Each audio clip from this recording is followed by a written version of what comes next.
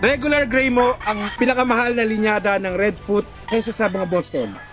Yes, kasi halos ayaw kong ibenta ito eh. But sometimes may mga tao talaga na gustong-gusto ng gray kasi nakita nila yung performance. Halos lahat ng gray ko na nilalaban ko hindi natatalo. But sometimes natatalo rin, pero mahihirapan ka talaga because of their cutting ability and the gameness that they have. Well, regular gray come from Mayor Halandone of La Carlota. And nag-infuse ako ng Tom Wilson Gray, itong tinatawag nilang Binit Gray ni Tom Wilson.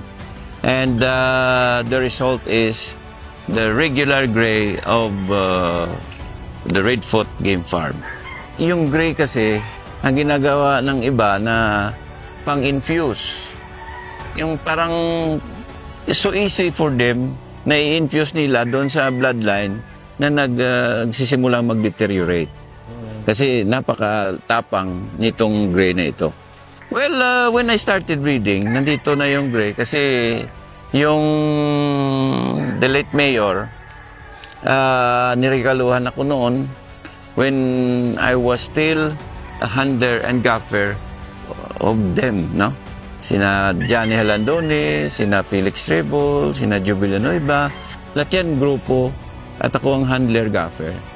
Sometimes bodyguard. I was then a police officer that time. Ang term ng regular baka nanggaling doon kung paano siya lumaban. Mag-ano lang siya, babato-bato lang siya ng palo sa'yo. Kaya lang, napakatalim ng paa niya. Sometimes hindi mo makita, bigla na lang mamatay ang isa. So, dito sa akin, nagpapanalo ito.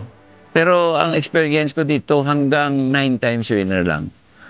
Na napunta naman yung 9 times winner ko na gray kay Attorney Mendoza. Niregalo ko sa kanya. Ang pinakababa na panalo nila 3 times winner bago sila mamatay. So, pwede mong ibalik-balik. Kaya nga, nung I breed this to the lemons, and parang unbeatable sila. So I stopped breeding them kasi nawawala na yung pangalan ng Boston. So I stopped breeding them and go back to the Boston side, the Boston Lemon. Now, sumikat si Carol Nesmith because of the Boston Roundhead. Kasi yung ginagamit niya is a yellow-legged.